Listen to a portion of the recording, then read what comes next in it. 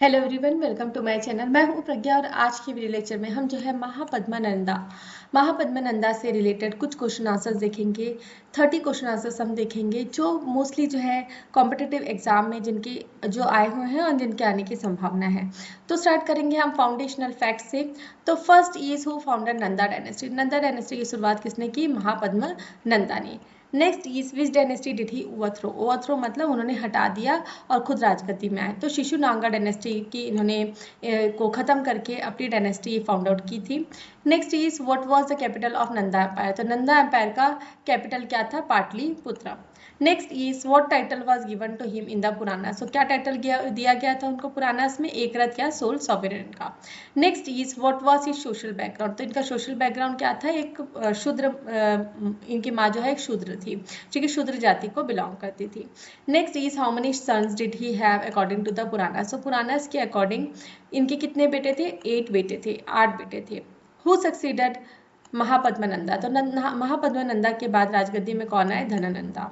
Next is who ended the Nanda dynasty. Nanda dynasty को खत्म किसने किया? चंद्रगुप्त मौर्य ने। Next is who help Chandragupta Maurya defeat Dhanananda. तो किसने मदद की चंद्रगुप्त मौर्य को धनानंदा को हराने के लिए? तो चाणक्य या कौटिल्य ने। Next is which reason did Mahapadmananda unify. तो कौन से रीजन को उन्होंने एकजुट करके रखा था? Most of the north India. Next is expansion and rule. Expansion and rule के बारे में देखना है। So 11th one is what kind of ruler was Mahapadmananda. तो किस तरीके के रूलर थे Mahapadmananda? A powerful and centralizing monarch. Next is which class did he suppress to give rise to power. तो कौन सा क्लास है उसको उन्होंने दबा के रखा था अपने आप को उभारने के लिए, अपने आप को पावर में लाने के लिए? That was Kshatriyas. Next is what kind of administration did he establish. तो कौन सा एडमिनिस्ट्रेशन उन्होंने एस्टैब्लिश करके रखा था? Centralised and bureaucratic. Next is name any 2 regions he conquered. तो that is Kalinga and Kosala. तो 2 रीजन जहाँ पे उन्होंने कब्जा किया, that is Kalinga and Kosala. Next is why was he unpopular among elites. तो जो बड़े बड़े लोग हैं, ब्राह्मण्स वगैरह हैं, उनके बीच में ये अनपॉपुलर क्यों थे? क्योंकि ये लोअर कास्ट ओरिजिन से थे, ठीक है, इनकी माँ शूद्र थी, तो ये क्या थे? लोअर कास्ट के थे और अथॉरिटियन रूल था इनका, एकदम कट्टर रूल था, इसलिए। Next is what were the Nandas famous for. तो किस लिए नंदास फेमस थे?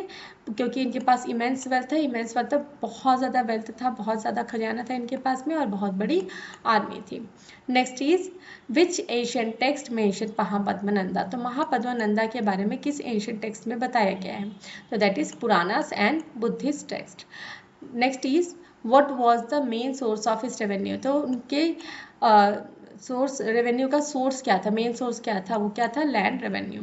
Next is which Greek historians mention Nanda wealth. तो कौन से ग्रीक हिस्टोरियंस हैं जो नंदा के वेल्थ के बारे में बताते हैं?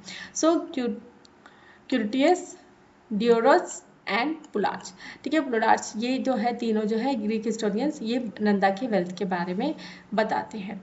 Next is what made the Nanda army powerful. तो क्या नंदा आर्मी को इतना पावरफुल बनाता है? क्योंकि इनके पास जो बहुत बड़ी साइज में थी आर्मी और इनके जो सोल्जर्स थे वेल एक्विप्ड थे, मतलब इनके पास हथियार भी भरपूर मात्रा में थे। नेक्स्ट हमको पार्ट 3 देखना है, लिगेसी एंड हिस्टोरिकल सिग्निफिकेंस के बारे में। सो इन विच सेंचुरी डिड महापद्मा रूल। तो महापद्मा जो है कौन से सेंचुरी में रूल करते थे? 4th सेंचुरी BC में। What role did he play in Indian history. तो इंडियन हिस्ट्री में इनका क्या रोल है? He is the first emperor builder of India. Next is what is the significance of एक रथ। तो एक रथ उन्हें क्यों कहा जाता है? क्योंकि he claim sole sovereignty over India. तो इंडिया में बहुत बड़े भाग को ये हासिल करके रखे थे, जीत के रखे थे, इसलिए इन्हें एक रथ कहा जाता है। Next is who was his main rival during expansion. तो इनका मेन राइवल कौन था, दुश्मन कौन था? रीजनल क्षत्रिय किंग्स थे।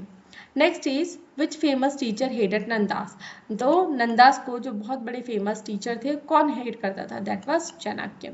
Next is what was the religious policy of Mahapadmananda. तो महापद्मनंदा की रिलीजियस पॉलिसी क्या थी? Not clearly known, possibly pattern of Brahmanism. Next is how did he treat the traditional nobility. तो ट्रेडिशनल जो नोबिलिटी चलती आ रही थी उसको उन्होंने कैसे ट्रीट किया? तो ही वीकेंड देयर पावर। तो उनके पावर को उन्होंने वीकन किया। Next is what was the duration of Nanda rule. तो अप्रॉक्सीमेटली 100 रूल्स तक इन्होंने इंडिया में राज किया।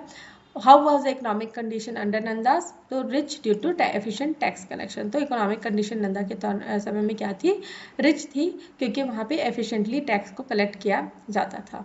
Next is why is Mahapadma Nanda remember today, तो महापद्म नंदा को हम क्यों रिमेंबर करते हैं आज भी, क्योंकि as a unifier and powerful ruler under before the Maurya. So Mauryas के आने से पहले ये क्या थे, एक अच्छे मतलब जिन्होंने पूरा इंडिया को एकजुट करके रखा था और एक पावरफुल रूलर भी थे।